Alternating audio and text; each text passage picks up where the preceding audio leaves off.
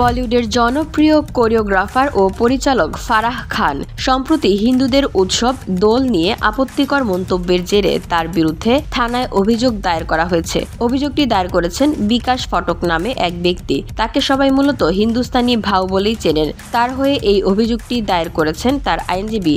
জানা গেছে, এদিন খার স্টেশনে ফারাহ খানের নামে এই অভিযোগটি দায়ের করা হয়েছে।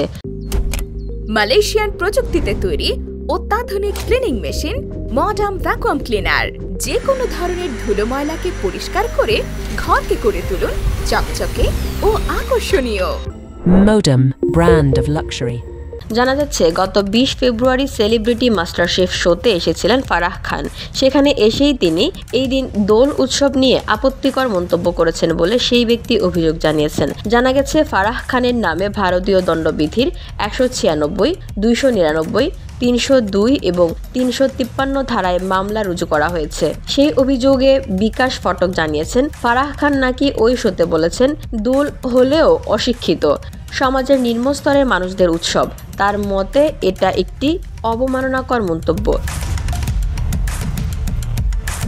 ফারাহ খানের এই কথা তাকে তার ধর্মীয় ভাবাবেগকে আঘাত করেছে বলেও এই অভিযোগ জানান বিকাশ। শুধু তার নয়, বৃহত্তর হিন্দু সমাজের ভাবাবেগকে আঘাত করেছে বলেই তিনি জানান। আইনজীবী আলী খাসিফ খান দেশমুখ এই বিষয়ে বলেন, আমার ক্লায়েন্ট জানিয়েছে যে ফারাহ খানের বলা এই কথাটি হিন্দুদের ধর্মীয় ভাবাবেগকে আঘাত করেছে। তিনি যে বিশেষ শব্দটি ব্যবহার করেছেন সেটা এই পবিত্র উৎসবের সঙ্গে একেবারেই যায় না, বরং অবমাননা করেছে।